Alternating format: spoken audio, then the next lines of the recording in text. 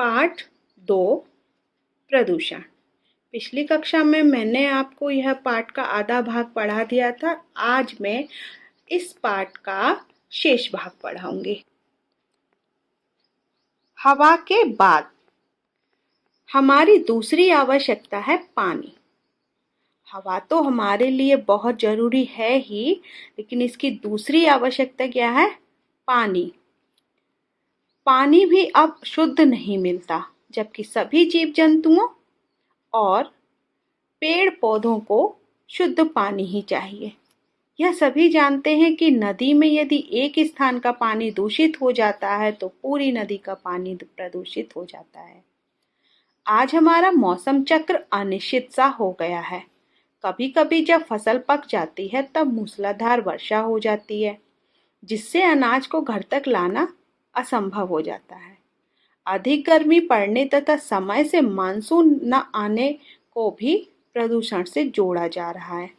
आज हमारा पर्यावरण निरंतर प्रदूषित होता जा रहा है, जिससे प्राकृतिक संतुलन बिगड़ रहा है। मौसम में इस तरह के बदलाव से सामान्य जन तो पीड़ित है ही, वैज्ञानिक भी चिंतित हैं। ओके, आगे बढ़ते हैं। हम जानते हैं कि सांस की अधिकतर बीमारियां हवा की गंदगी के कारण होती हैं और पेट की बीमारियां गंदे जल के कारण। पेट की जो भी बीमारी है वो हमारे गंदे जल के कारण होती हैं। आजकल तो सभी लोगों ने गंदे जल को फिल्टर करने के लिए जो है घर घर में आरओ लगा रखा है जल को।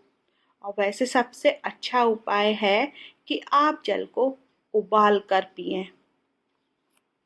जीवन को स्वस्थ बनाए रखने के लिए सांस लेने योग्य वायु और पीने योग्य पानी दोनों ही अत्यंत महत्वपूर्ण हैं। जीवन को स्वस्थ बनाए रखने के लिए पानी और हवा दोनों चाहिए। हमारे कल कारखाने और तेज चलने वाले वाहन भी भीषण शोर करते हैं। उन्हें भी नियंत्रित करने की आवश्यकता है, क्योंकि इनके बीच रहने से मानसिक तनाव बढ़ता है, हृदय की धड़कनें तेज हो जाती हैं। कभी कभी भीषण आवाज चित्कार सुनकर हृदय गति बंद होने से मृत्यु तक हो जाती है। कभी कभी आपने देखा होगा एकदम इतना तेज शोर होता है कि हमसे सहन नहीं होता, या हमारे दिल की धड़कनें बहुत तेज हो जाती हैं, है ना। जब ज़्यादा एकदम बहुत आवाज़ होती है, नहीं सहन होती है, तो यह सुनकर जो है हृदय की गति बंद होने से मृत्यु तक हो जाती है। तो इसीलिए हमें ध्वनि प्रदूषण भी कम करने की आवश्यकता है। मौसम में बदलाव और भीषण बीमारियों के फैलने से वैज्ञानिकों ने चिंतित होकर खोज की, तो उन्हें प्रदूषण ही उसका कारण ज्ञात हुआ। आया समझ में? दोबारा पढ़ती हूँ।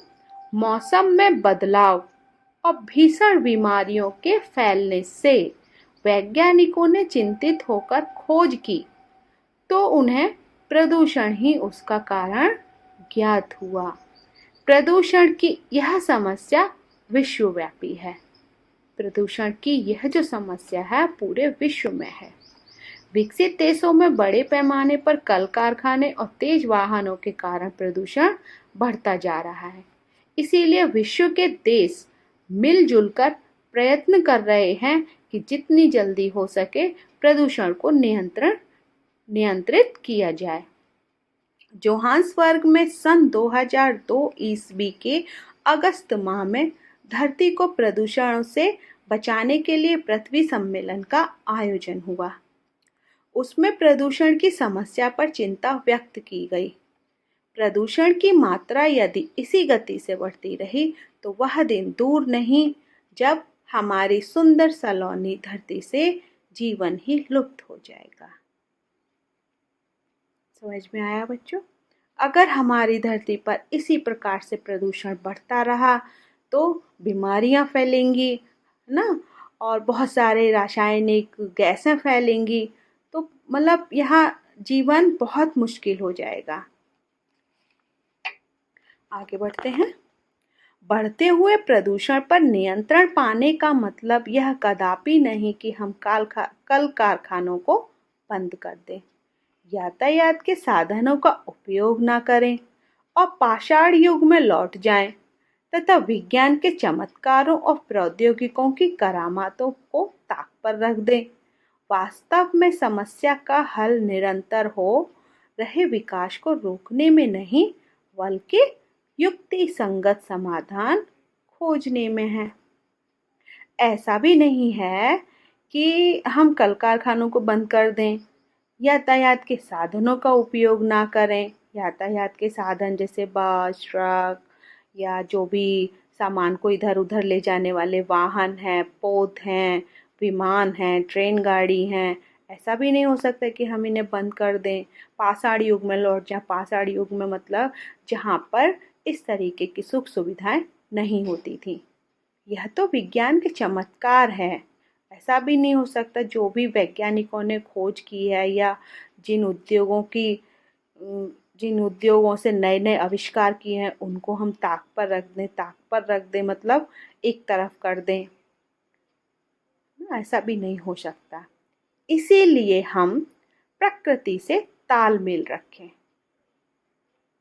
अपनी धरती को हरा भरा बनाए रखने यह प्रयास करें कि प्रकृति भंडार भरा रहे, धरती ऐसी बनी रहे जिस पर फूलहि फलहि विटप विधि नाना, मंजु बलित बर बेल बिताना, गुंज मंजुतर मधुकर श्रेणी, त्रिविध बयारी बई सुख देनी। ऋतु वसंत वह त्रिविध बयारी, सब कह सुलभ पदारथ चारी। बच्चों, अभी मैंने आपके सामने यह कुछ पंक्तियाँ पढ़ी। आप सोच रहे होंगे यह पंक्तियाँ क्या हैं, इन पंक्तियों का अर्थ क्या है। तो मैं आपको इन पंक्तियों का अर्थ बताने से पहले ये बता दूं कि ये पंक्तियाँ हमारे ग्रंथ रामायण से ली गई हैं। यह चौपाइयाँ हैं, ये रामायण से ली गई हैं। इनका अर्थ इस प्रकार है। फूलहि फलहि विटप विधि नाना, प्रकृति पर अनेक प्रकार के वृक्ष फलते फूलते हैं। मंजू बलित बर बेल बिताना, और उन पर लिपटी हुई सुंदर बेलों के मंडप तने हुए हैं। मंडप, कभी आपने देखा होगा कि बेल जब ऊपर चढ़ती है तो हम बहुत सारी रस्सियाँ बांध देते हैं या उनको किसी भी तरीके से बेलों को ऊपर बढ़ाने के लिए बहुत सारी चीज़ें तान देते हैं और वो एक जो है छत के प्रकार का आकार ले लेती हैं, छत जैसे बना देती हैं। इस टाइप की बेल अगर आपने देखी होगी तो उसको वो यहाँ पर मंडप कहा गया है कि ऐसा लग रहा है जैसे उन पर लिपटी हुई सुंदर बेलों के मंडप तने हुए हैं। दूसरी पंक्ति, गुंज मंजुतर मधुकर श्रेणी, त्रिविध बयारी बई सुख देनी। इसका अर्थ है भौरों की पंक्तियाँ। भौरों की पंक्तियाँ मतलब एक भौरा नहीं, बहुत सारे भौरे। भौरों की पंक्तियाँ बहुत ही सुंदर गुंजार करती हैं, मतलब बहुत ही सुंदर आवाज़ करती हैं जो हमें सुनने में बहुत अच्छी लगती हैं और सुख देने वाली शीतल मंद सुगंधित हवा चलती रहती है और इन पेड़ पौधों पे, इन वृक्षों की सुंदर शीतल हवा चलती रहती है। तीसरी पंक्ति का अर्थ है, ऋतु वसंत वद त्रिविध बयारी, सब कह सुलभ पदारथ चारी। बसंत ऋतु है, बसंत ऋतु है, शीतल मंद और सुगंधित। शीतल ठंडी, मंद धीमे धीमे, सुगंधित खुशबूदार, तीनों प्रकार की हवा बह रही है। अर्थात पृथ्वी पर इसी प्रकार की हवा निरंतर बहती रहे। इसी प्रकार की, सबका कहना है कि पृथ्वी पर इसी प्रकार की हवा निरंतर बहती रहे। यानी कि हमारी पृथ्वी पर इसी तरीके का वातावरण हो, है ना, और कोई भी प्रदूषण ना हो। ओके। हमारा पर्यावरण हमारा रक्षा कवच है। यह हमें प्रकृति से विरासत में मिला है। यह हम सबका पालन करता और जीवनाधार है। वस्तुतः पर्यावरण रक्षण भारतीय संस्कृति से जुड़ा है। पेड़ पौधे और जानवर हमारे मित्र हैं। बड़े बड़े बाग बगीचों और पार्कों को शहर का फेफड़ा कहा जाता है। शहर का फेफड़ा पार्कों को इसलिए बोलते हैं क्योंकि पार्क में पेड़ पौधे बगीचे बहुत सारे जो है फूल वगैरह, पर्यावरण वहाँ का बहुत अच्छा होता है, इसीलिए उसे शहर का फेफड़ा कहते हैं। जिससे कि वहाँ पे ऑक्सीजन की मात्रा बहुत अधिक रहती है।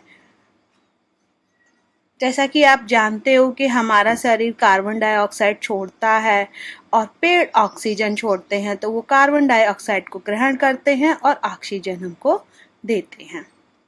हमारी संस्कृति में पेड़ लगाना पुण्य कार्य माना गया है। पीपल, बरगद, आम, नीम, जामुन, आंवला जैसे उपयोगी वृक्षों के रोपण को महान धार्मिक कृत्य माना गया है। ये कार्य प्रकृति एवं पर्यावरण के प्रति हमारी आस्था प्रकट करते हैं। इन कार्यों से हमारे अंदर अच्छे संस्कार आते हैं। शिक्षा का सही लाभ तभी होगा जब हम अच्छे संस्कारों को बनाए रखें। पर्यावरण प्रदूषण को रोकने के लिए सबसे अधिक आवश्यकता इस बात की है कि प्रदूषक कार्यों को रोका जाए। पर्यावरण प्रदूषण को रोकने के लिए सबसे अच्छी आवश्यकता जो है यही है कि जो भी हमारे प्रदूषण उत्पन्न करने वाले कार्य हैं उनको कम किया जाए। सरकारी स्तर पर इस दिशा में अनेक कदम उठाए जा रहे हैं। इसके अतिरिक्त पर्यावरण प्रदूषण को रोकने में हम स्वयं भी सहयोग दे सकते हैं। हम गंदगी ना फैलाएं और दूसरा यह है कि जहां गंदगी हो उसे साफ करने में सहयोग दें। जहां तहां कूड़ा कचरा आदि ना फेंकें। वृक्षों की टहनियों को ना तोड़ें। साथ ही अधिक से अधिक वृक्ष लगाएं।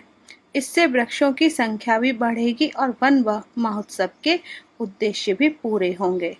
यही एक पंथ दो काज है। इसी उद्देश्य से हम संकल्प कर लें कि अपने जन्मदिन पर अथवा अन्य किसी शुभ अवसर पर एक वृक्ष जरूर लगाएंगे। ओके बच्चों, आप भी वृक्ष लगाना मत भूलिएगा।